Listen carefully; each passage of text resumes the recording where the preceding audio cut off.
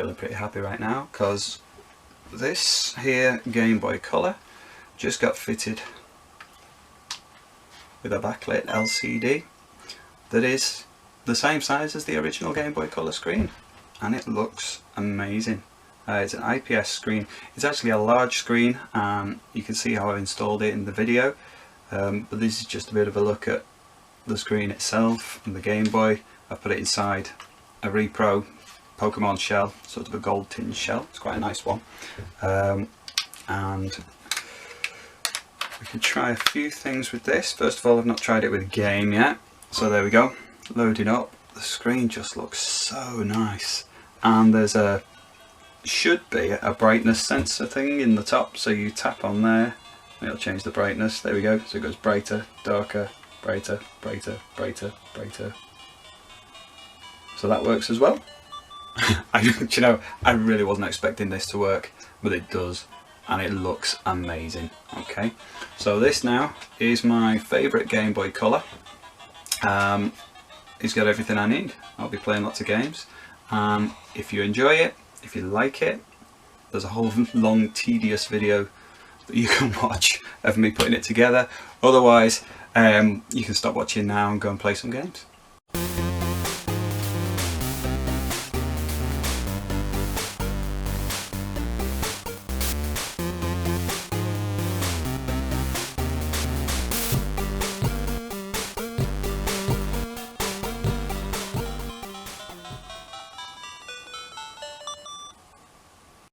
So yesterday I got this. This is a kit for a backlit LCD in a Game Boy Color. Now I've done one of these before, but the issue was always that the display was much smaller than on the standard Game Boy Color. So although you had like nice crisp backlit display, it just looked a little bit odd that it was so small, and you had a much bigger border around the outside. So I found out about this one. It's not meant for the Game Boy Color. The kit that comes with it is, and it adapts it to the Game Boy Color, but the screen's actually quite big. It's like a wide screen, and on the Game Boy Color you get like a squared, well, it's almost square opening on it. So this screen will actually fit vertically inside there. I'm going to have to do a little bit of cutting inside, but it should be worth the effort. I'm going to put it inside this. It's actually a repro shell on an old Game Boy Color. It's not an official Pokemon one. And I had a play a while ago with using like the lighting strip from a DS Lite to try and put a front light on it, and it failed miserably. It lights up, but you can't see the display, so not particularly useful. So that's getting taken apart, and it's having the new screen put inside. Never tried one of these before, so we'll just have to try it out and see how it goes. So yeah, let's see. Oh, and it came with instructions on paper.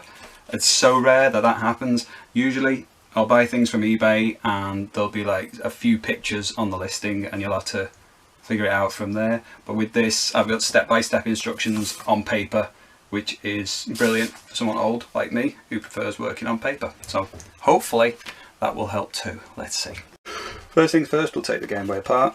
The screen lens is already stuck on.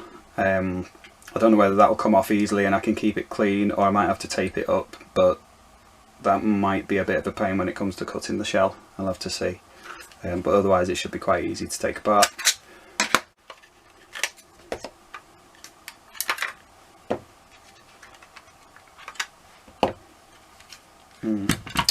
Right, where was I? Let's open this thing up.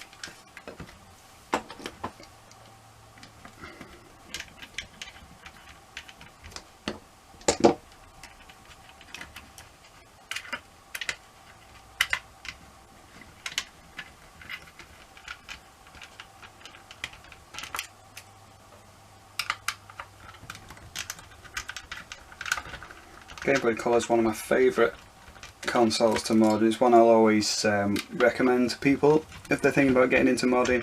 First job to do is try swapping the shell on a Game Boy Color. It's really easy. There's only like 6 screws on the outside edge. Usually if you order a repro shell, it'll come with all the tools that you need. It comes with these little plasticky screwdrivers, they do the job. They don't last very long, but they last long enough for doing the actual shell swap.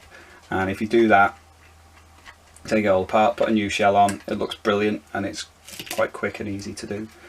So the back of the shell just pops off, and then on the inside, so that was a tri-wing screw on those, which is like your 3 little bits on the screwdriver.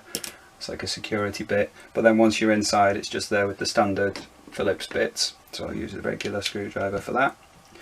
Take out those, so we've got just 3 on the inside there.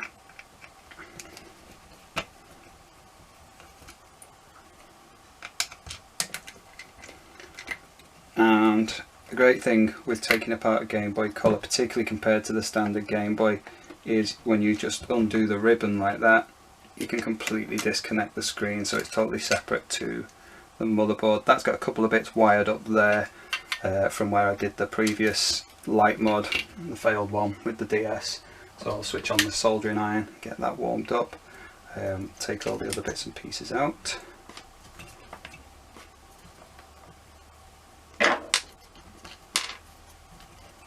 Can't get into that, tweezers come in handy.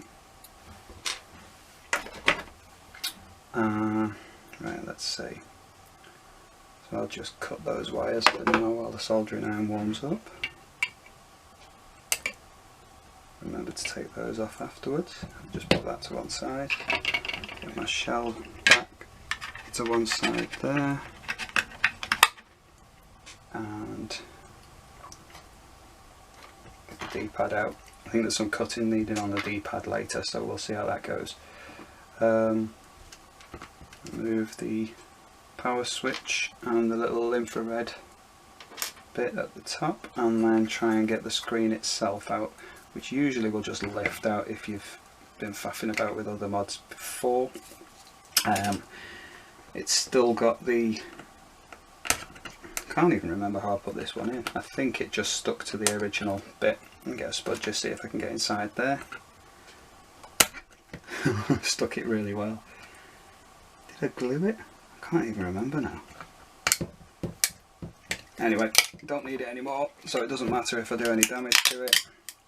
Oh, there we go. So that was attached to the glue that originally held the screen in place. Now the lens, will the lens pop off? Don't really want to damage that because it's the nice Pokemon one. The shell would look a bit boring without it. Well, that's lifting a little bit there. There we go. Carefully ease that off and see if I can salvage that and pop it back on later. Just patience with these things, peeling it a tiny bit at a time, keep the pressure even but don't crack anything. And this side's really well stuck, so I'll have to be super careful with it. It's only a plastic one though, so that at least there's a little bit of flexibility. The glass lenses are a nightmare because they can just smash completely. I'll pop that somewhere safe and come back to it later. Luckily it's not left any residue behind either. So that's my shell ready to go, ready to mod. And the instructions say disassemble the board with the screen and remove the original film. So first job, I'll use a spudger and try and get under that if I can. Oh, that was easy. Just pull that off. Now whether I need it again later I don't know, so that can just go to one side.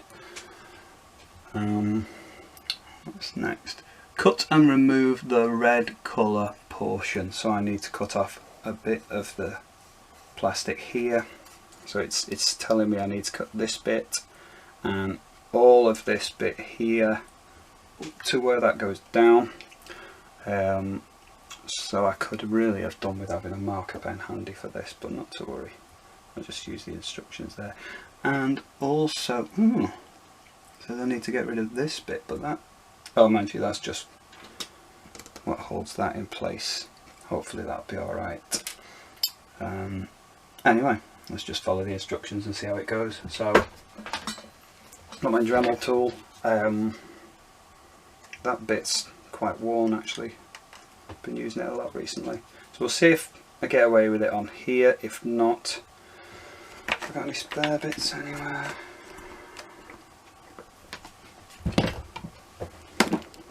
I have got stuff everywhere apart from what I actually need and I can never find. There we go. So I found a spare bit. Take that one off. Swap it for this one. And see how we go. So first step, let's start here. So I tend to do this quite a lot with other mods that I do, and it's just a case of using that bit and gradually easing away to get rid of the bits. Might take a little while. Just coming in from the side. If it's not cutting, start higher up and then work down. Just remove a section at a time. It'll go soft, the plastic, and then if you let it cool, it'll break off.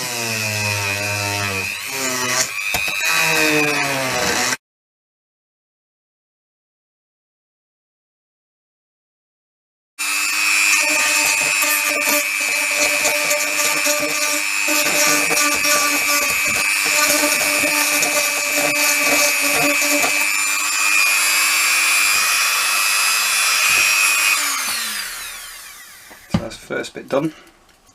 Went okay. Next I've got the top part, but before I do that I've got all this stuff here that I don't want scratching up the shell when I'm moving it around doing the top, so try and work tidily and I'll get that lot clear with my little hoover.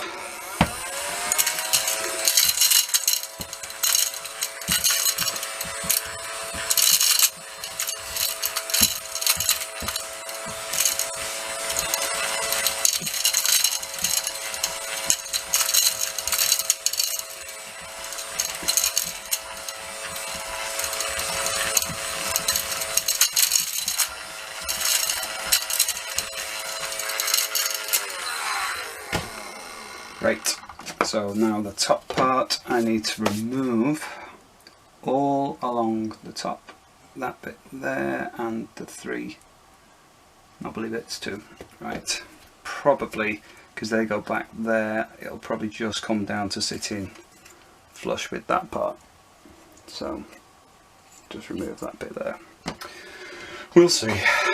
Right.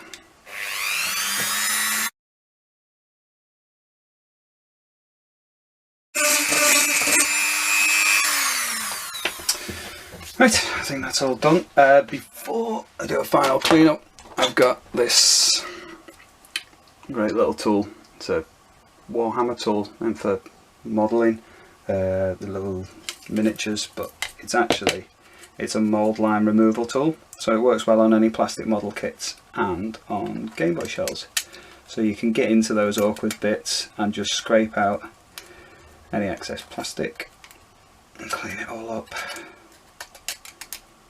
In theory, just got to be patient and work it. Always work inwards, because if you're facing outwards and you slip and you mess up the shell, it doesn't matter how well you install the screen, you'll always see that bit where you messed up and the whole thing will look amateurish.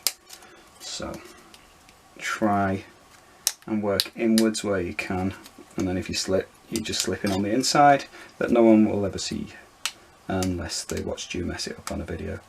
So that's all in place there. It's pretty much level there. Hopefully that'll be alright. Get a brush to it. Just clear out any dust. And again, just keep things tidy, clear up the workspace. Got a shell ready. After remove should be like this. Okay, yes, it's like this. Right, stick the 3M tape, stick the insulating film to the back of the screen, remove the screen protector. Let's read ahead. Place the screen and make sure align as show. Before stick the screen to the case, please make sure the infrared cover is in place as shown in the photo. Right, that's the sort of thing I'll always forget, so let's find my infrared bit, even though it's not, I don't think it's an infrared one, let's see. These is like solid plastic because it was with the repro shelf, but that will go in there. And the right way around. I can never remember which way around these go. But they won't fit that way, so it's definitely that way. So we'll put that in place there. That sits in place. And then, right, so the 3M, let's have a look at what's in the packet. Okay, it's all sellotaped up, which is good. It's secure and it's made its way safely all the way from Malaysia. But is it safe in my shed when I start getting at it with the scissors or a knife? Let's try with a knife. Just carefully get that trimmed without slicing through any vital ribbons. Actually, once I've cut in, let's swap to the spudger. Right, we're here again. Okay, so the camera stopped filming. I have no idea when it stopped. I might have missed loads, I might not have missed much. So let's just do a quick bit of catch up. We've opened up the packet, we've trimmed out the shell, we have a screen, we have a small wire and attachment for changing the brightness, we have a ribbon to connect to the Game Boy Color, and we have an insulating film to attach to the metal back surface of the screen. The last thing I did was took the 3M double-sided sort of foam tape there, which is what's going to hold the screen in place, and stuck it inside the shell, which was all pre-trimmed. There is also a little bit of trimming to do on the D-pad, which I think I might do next, because that's got to go in place here. It's just got a little bit to trim off the top so that the screen won't cause us any problems. Now that will align up against this, so I don't have much to remove from it, but I'll just take a bit off there with the Dremel before I do anything else. Do that, scrape off there. If you're trying to get it flat, it might be better going on a bit of glass paper or something like that. I usually have some old skateboard grip tape handy because it's brilliant for roughing any stuff down. So I could just hold that and rub it on here and hopefully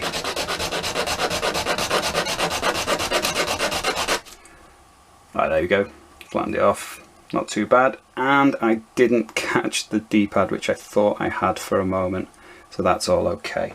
Move that out of the way before it does any damage, get rid of any of the dust, which was on the paper, handy enough. And then just a quick clean. Favourite tool, an old toothbrush, always gets into gaps really effectively. So, right, we're back on track. We've got the D-pad cut ready. Keep the wire there, we'll put the infrared part back in. Right, so we're off again. Just check, is it still recording? Yes, good. Right, so my next step, once I've done all the cuts and put the 3M in tape, is stick the insulating film to the back of the screen before I remove the screen protector. So that means if I'm putting the film on top, this bit that protects the ribbon, I'm assuming I'm going to have to move that out of the way. Just peel that off first. Careful with that tiny little tab, which I know this bit has been put in place to try and protect it, but usually it's when you're trying to pull this tape off that you rip the tab off with it, and you'd have been maybe better off without it. There we go. Right, so I have my screen, and I don't really want to stick it over it when it's all fingerprinty. No one's ever going to see it, but I'm a perfectionist. Let's just clean up the back of the screen a bit, get all the fingerprints off. Some of the fingerprints off. Seems to be a fingerprint magnet. And then I've got my insulating film to place on the metal surface on the back of the screen. Die cut nicely enough. And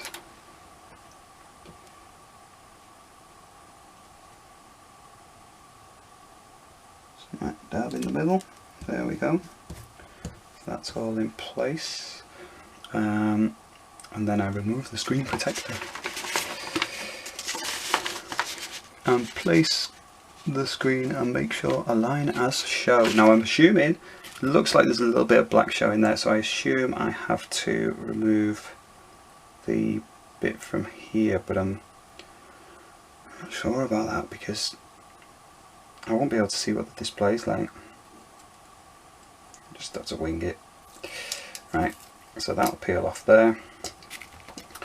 I've removed the protective film and try and get that lined up pretty much as they've got it, so it goes right up against the bit there, up towards the top and all the way over to this side here. It seems to be right up against that side.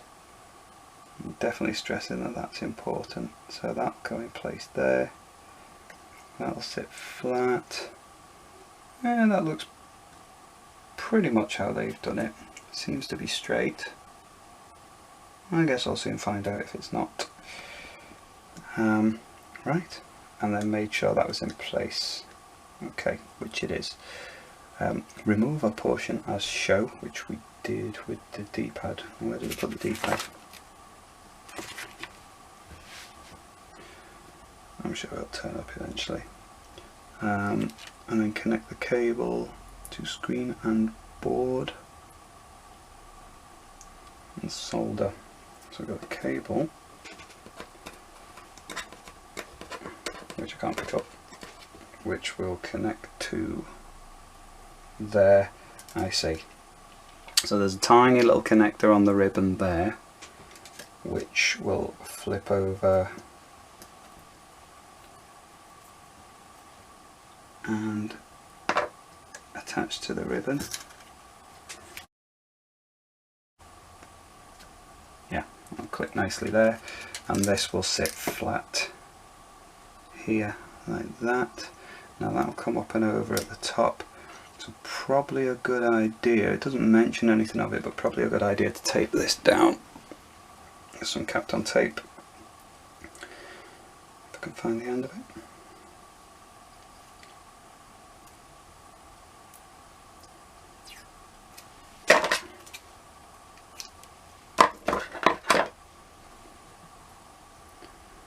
Now that's actually down a little bit there. I don't want that shorting out, so I think I'll put some tape across here as well. Put that a little bit handy to the side. Cut a bit that's about the length of the screen there.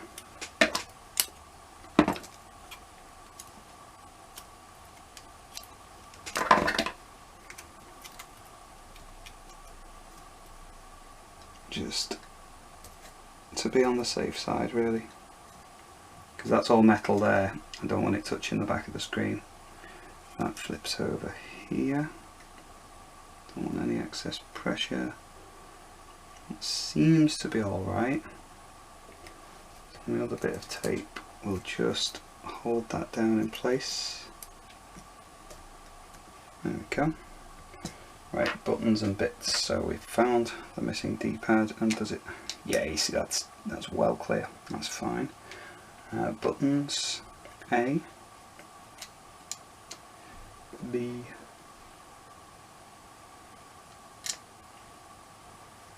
start and select,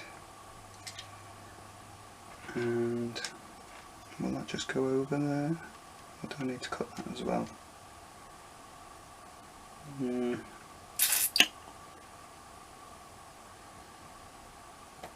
I think maybe a trim for that too.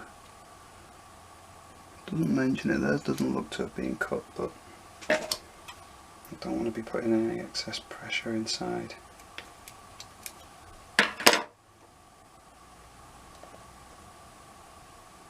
That's better. A and B get covered here. On off button in place there.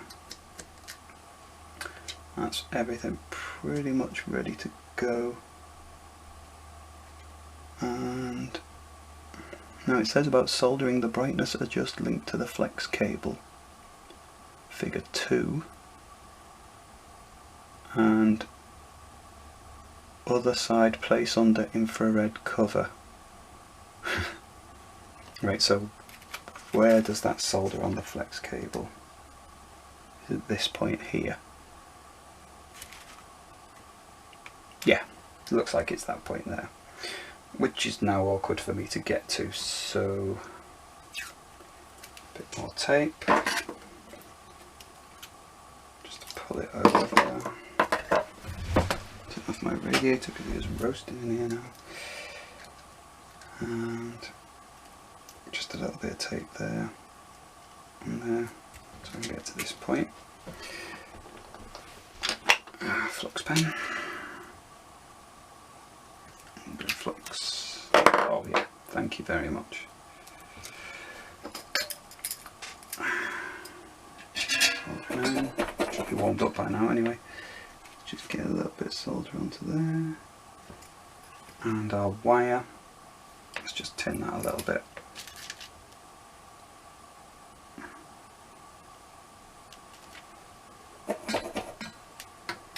And which way does it go?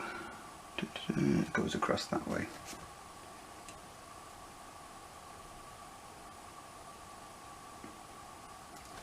Right, so that's our little wire in place. Now, there's not actually any other soldering to do, apart from, if you remember my previous installation, I could do with getting those little wires off. So tweezers and soldering iron. And just remove that one from there, and that one from there. That's all done. Time to start assembling it all. Isn't too bad, he says, not having tested it yet. So now I can remove my tape that was just holding it in place while I put that extra wire in. Try and get that off without wrecking anything. That can sit flat there. In fact, I'll use that spare bit of tape just to hold that secure.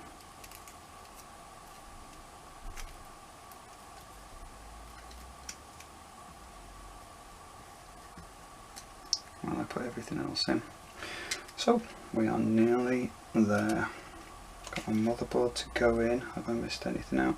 Now, is it easier for me to attach the ribbon before or after? I think it's probably easier to just gently ease that ribbon in now. Pinch the little connectors down. I could really do it with 3 hands sometimes. That goes there, and then just probably before I put that in place. This, I think, is like self-adhesive. Looks like it. And I'm grateful I've got some fingernails. And then try and just, let's see, tweezers to get that in place, I think. Just ease you in there. Oh, I know. I could always just lift it out. Stick that on. And then put that back in. Move that up a bit, check that all the silicon's still attached in the right place. I often find just like a screwdriver sitting under the bottom end to raise it up so all the buttons will sit flat is quite a helpful way to go. I think this is all going to be alright. Everything seems to be lined up okay. I'm having to push in quite a bit now. I did remove all the plastic as instructed. I hate putting things back together where it's all under pressure, but we'll see how this goes anyway. Screwdriver, oh yeah, the screwdriver that I need I was using as a support. There we go. So 3 screws on the inside, so we've got 1 here, gently in place first, 2. Now this is, do I tentatively put it back together and check it before I do anything else, or do I confidently forge ahead and put the entire thing back together before even testing? I know what I always end up tempted to do. So I should take the cautious approach, but I'm not gonna. This is gonna work. Let's be confident. If it does work, that was actually quite easy. I could do one of those again. The cutting wasn't too bad. I don't want to trap this wire, so I will just locate it in here before closing up. And then I've got my back shell, comes back in to play. They just slide down. You've got to line up this bit with the battery contacts, but other than that it shouldn't be an issue. It just pushes down onto there. And why is that not going in? What was wrong? Oh, there we go. Something catching somewhere, but that'll go in okay. Be careful of that screen as well. Looks like I've already snagged a little tiny fingerprint on it somehow. Now I'll put it back together before switching on, but I think probably best to test it before I stick the lens back over it.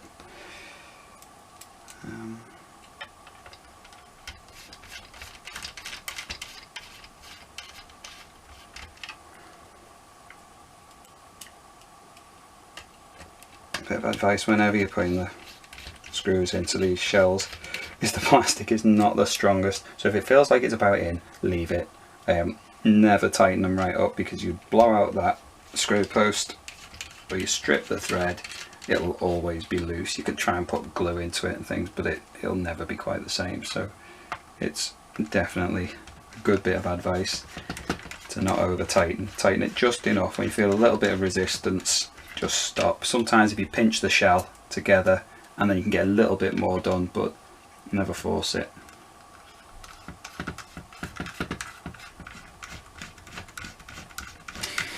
Ooh, getting excited now. I'm checking and it's still recording. Good. Hopefully it got the whole middle bit. And if it didn't, you miss out on me droning on quite so much. So it's not all bad. There we go, just gently closing up the screw till we feel that little bit of resistance and stopping at that point.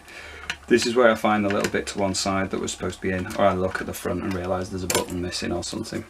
All looks okay. Right, okay. Moment of truth. Batteries in. Switch on. Ooh! Hey! That's pretty well lined up as well. Tiny bit. Is it wonky? Or is that just me? I'd say that's pretty good. I'm happy with that. Now, that little tiny fingerprint I noticed before, can I get that off? Got some like mobile phone dusting cloths that are quite good for... Okay, welcome back. Camera cut out again, but probably just because it was bored to death of me cleaning this lens. So you've not missed much really. There's a tiny little speck, and I'm not sure if it's on the outside or the inside, or if it's a speck or a scratch. It's hard to tell, but now's the time for me to try and... Oh, I got it. It was on the outside. So probably best if I switch on, because there's a little bit of leeway with the lens. I want to try and get the position in just about right. Up and down. I think down at the bottom seems to be my best bet. Fairly well centered. Make sure Pikachu gets his little red light. And now just smooth that over.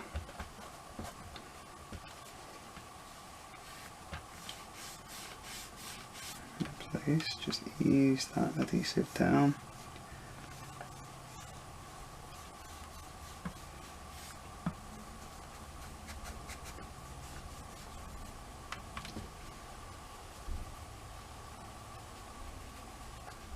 It's pretty much clean.